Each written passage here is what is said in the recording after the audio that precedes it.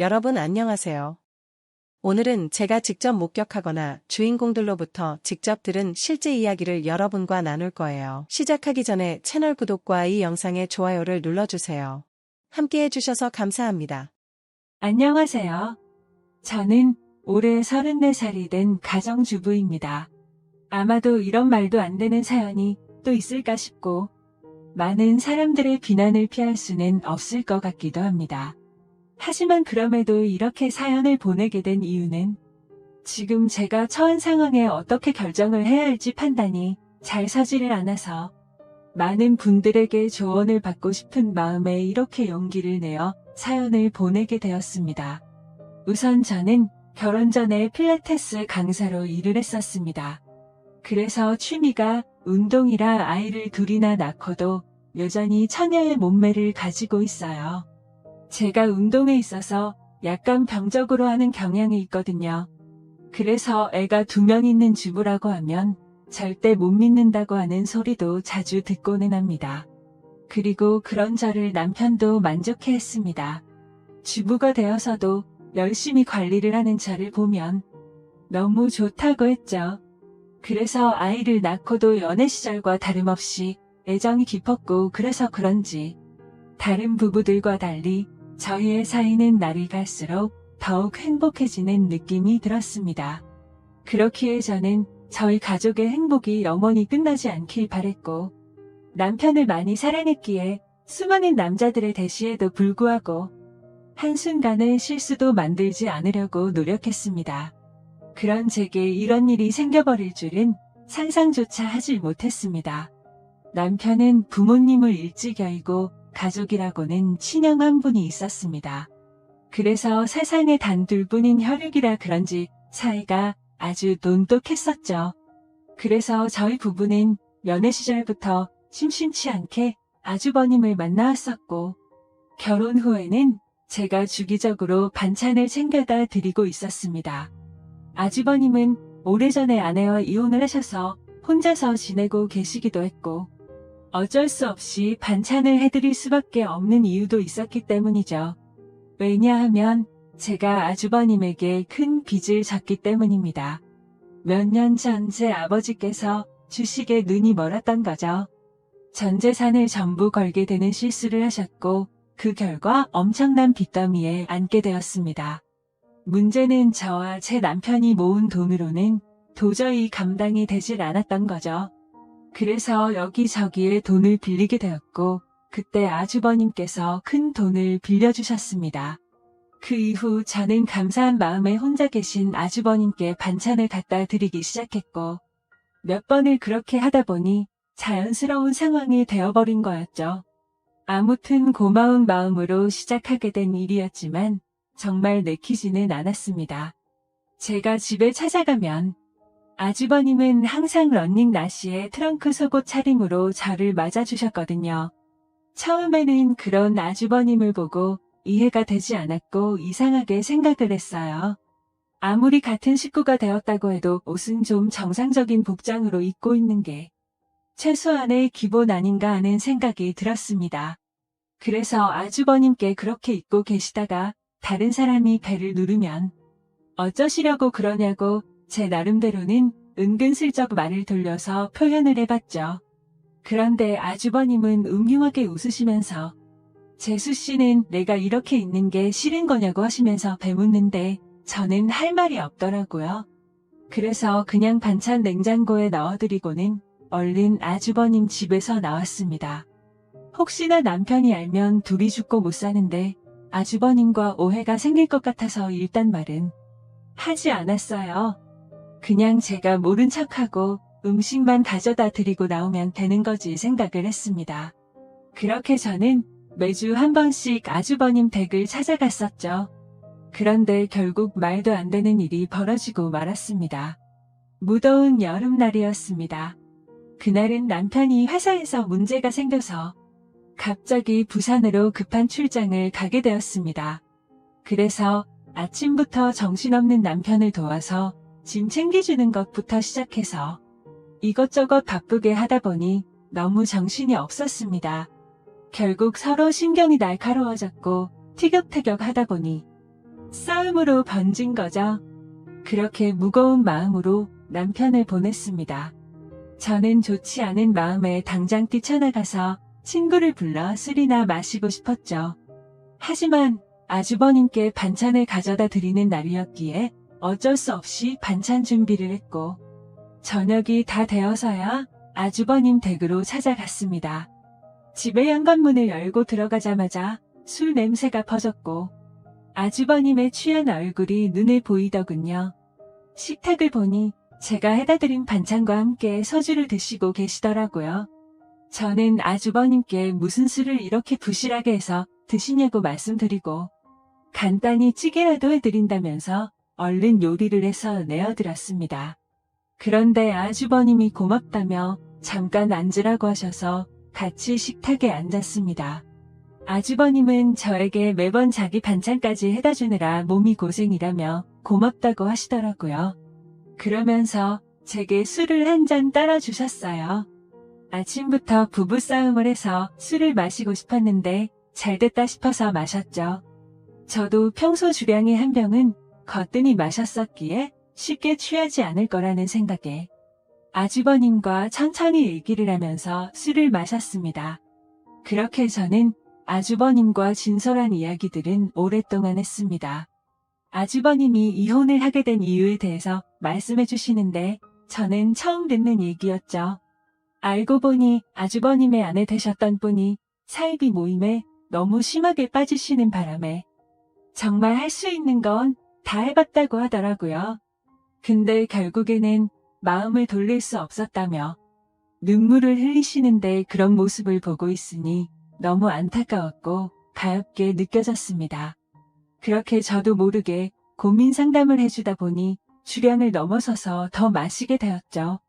근데 평소와 달리 무더운 여름에 빈속으로 마셔서 그런지 엄청나게 빨리 취기가 올라오더군요. 사실 저는 술을 과하게 마시면 필름이 엄청 심하게 끊기는 편인데 결국 그날 저는 살면서 가장 후회되는 실수를 하고야 말았습니다. 한참을 얘기하다가 아주버님은 피곤하면 잠깐이라도 눈 좀 붙이고 가라고 했고 저는 머리도 빙빙 돌고 제정신이 아니어서 대답조차 못하는 상황이었습니다. 그러면서 아주버님은 저를 부축해줬고 저는 방으로 따라 들어가서 누웠던 것까지만 기억이 나네요. 그렇게 잠을 자다 잠시 깼는데 아주버님이 옆에서 제게 팔베개를 해주고 있었고 저도 술에 취해서 미쳐버린 건지 남편인가 착각하고 정신을 놓고 눈을 감았습니다. 그러자 아주버님은 저를 끌어안았고 그날 결국 절대로 해서는 안 될 사고가 일어났습니다. 문제는 그 다음부터입니다.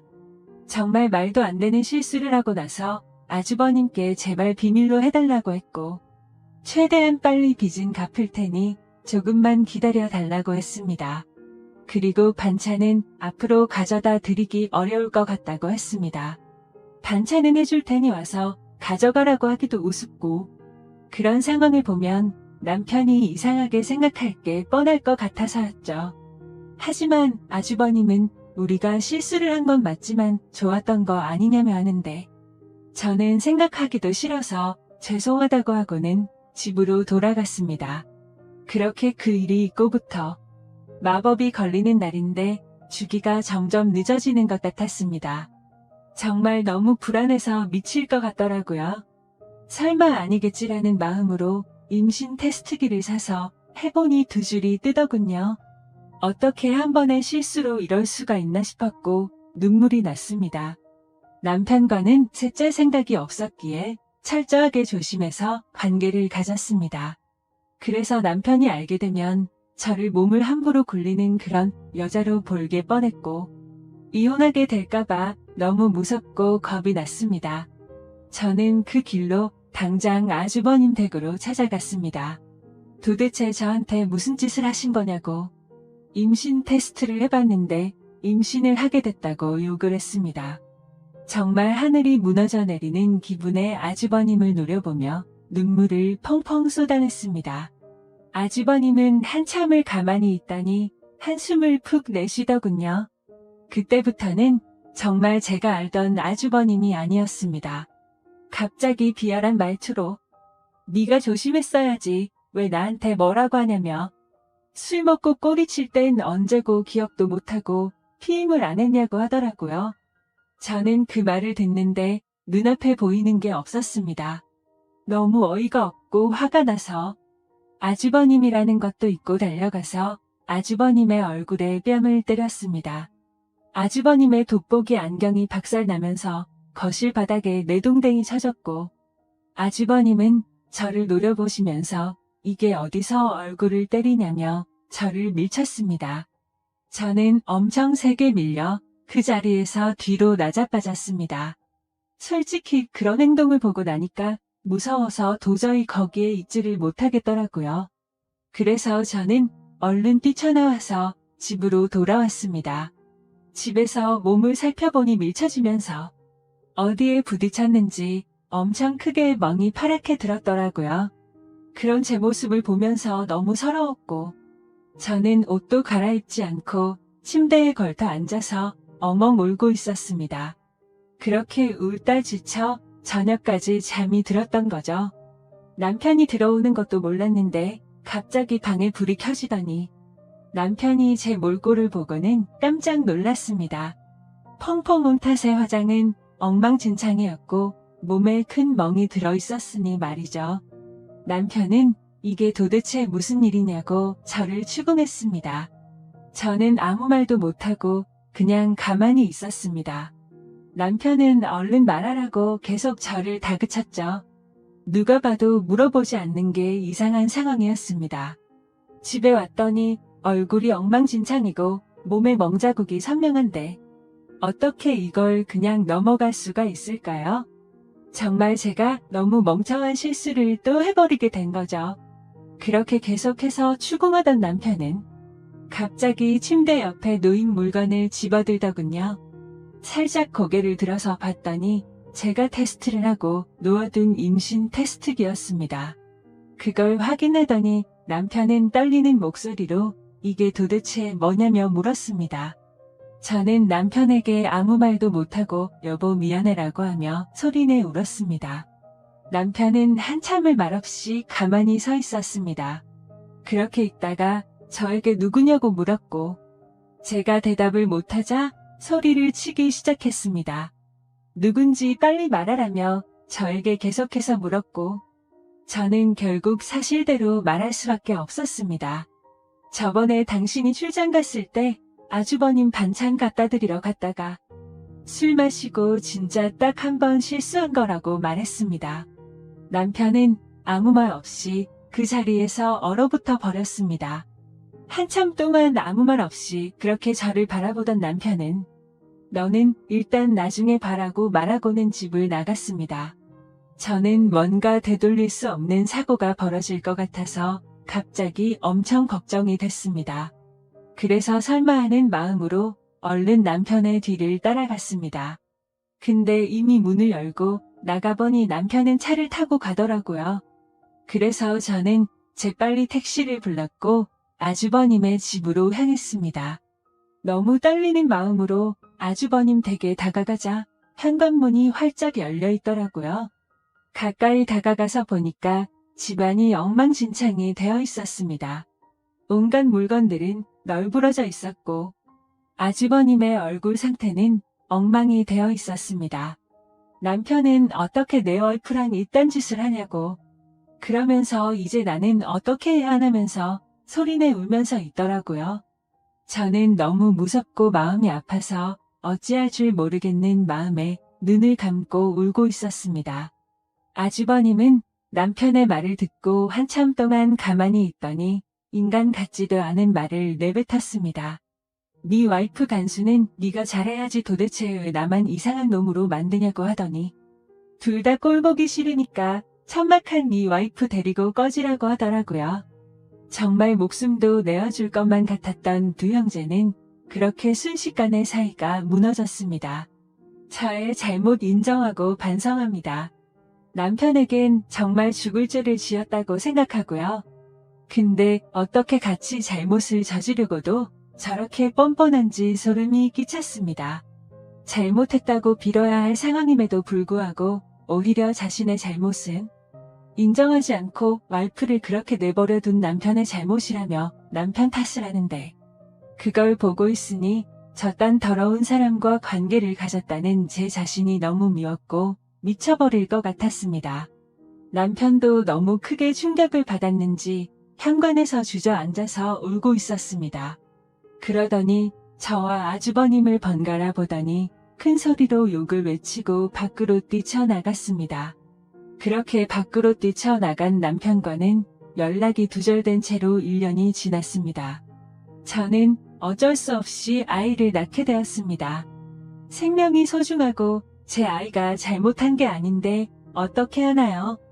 아이를 볼 때마다 상처가 됐지만 미우나 고우나 그렇게 하루하루를 지내고 있었습니다.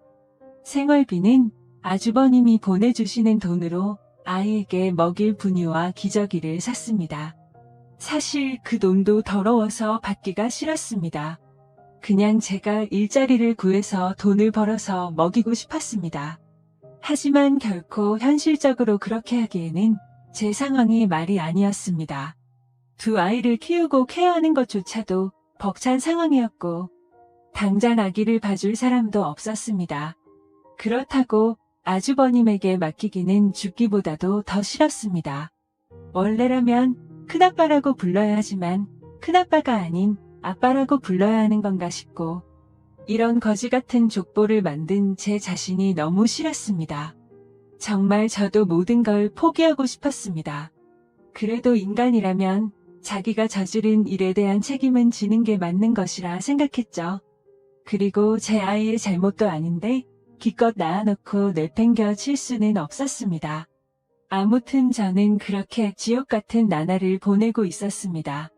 그러던 중에 갑자기 모르는 번호로 전화가 오게 된 거죠. 전화를 받아보니 그토록 그리워하고 보고 싶었던 남편의 목소리였습니다. 하지만 남편의 목소리는 너무나도 차가웠습니다. 어떻게 알았던 건지 제가 아주버님의 아이를 낳은 사실은 이미 알고 있었습니다. 남편은 2번 다시는 저를 보고 싶지 않다고 했고 그 아이도 보고 싶지 않다고 했습니다. 그러니까 긴 말하지 말고 이혼하자고 하더라고요. 저는 미안한 마음과 반가운 마음이 교차하면서 일단은 남편에게 안부를 먼저 물었습니다. 몸은 괜찮은지 잘 지내고 있었는지 물었고 지금 어디에서 살고 있느냐고 숨도 안 쉬고 다급히 물었습니다. 남편은 그 말에 참 웃기다고 했습니다. 불륜짓거리도 이해 안 되는 판에 지 남편 형의 아이를 낳아놓고 지금 자신을 걱정하냐고 하더라고요. 저는 그 말에 선뜻 대답을 못했고 가만히 있었죠. 그러자 남편은 이혼 서류를 퀵으로 보낼 테니까 도장 찍어서 법원으로 나오라고 하면서 깔끔하게 끝내자고 했습니다. 저는 너무 억울한 나머지 왜 내 이야기는 들어보려고 하지 않고 당신하고 싶은 말만 하는 거냐고 했고 나도 억울하다고 소리쳤습니다. 저는 아주버님 때문에 내가 왜 이 꼴을 당하고 있어야 하는지 모르겠다고 했죠. 저도 술에 취해서 몸을 가누지 못했던 피해자인데 왜 내가 불륜녀로 당신에게 취급받아야 하는지 이해가 안 간다고 했습니다. 그러자 남편은 나는 내 목숨보다 소중하게 생각했던 내 형이랑은 이제 연락을 끊었고 자신이 죽는 한이 있더라도 2번 다시는 그 사람과 연락할 일은 절대로 없다고 단호하게 말했습니다. 저는 그런 남편에게 말했습니다. 당신이 그 사람과 영원히 연락을 끊게 되면 우리는 다시 같이 살 수 있는 거 아니냐고 했고 제발 한 번의 실수로 우리 사이를 끝내지 말아달라고 울면서 말했습니다. 그러자 남편은 아주버님과 저 사이에 생기게 된 아이는 어떻게 할 거냐고 물었습니다. 저는 잠시 고민을 하다가 결국 아이를 아주버님에게 보내겠다고 말했습니다. 저는 아이보다는 제 남편이 더 소중했었기에 과감하게 결정을 내렸습니다. 그렇게 저희는 며칠 동안 같은 얘기로 수도 없이 반복하면서 대화를 나누었고 결국 직접 만나서 일기를 하게 되었습니다. 그동안 못 봤던 남편을 보니 너무 반가웠고 울고 불며 매달렸습니다. 남편은 제 진심 어린 마음을 알아주게 된 건지 차가운 목소리가 아니라 따뜻한 목소리로 긍정적으로 생각해보자고 하더군요. 그렇게 절대 다시 합쳐질 수 없다고 생각했지만 저희는 다시 합쳐서 살게 되었습니다. 남편과 같이 지내게 되면서 저는 아주버님과는 연락을 끊게 되었고 집도 절대 길 가다가 마주칠 일도 없도록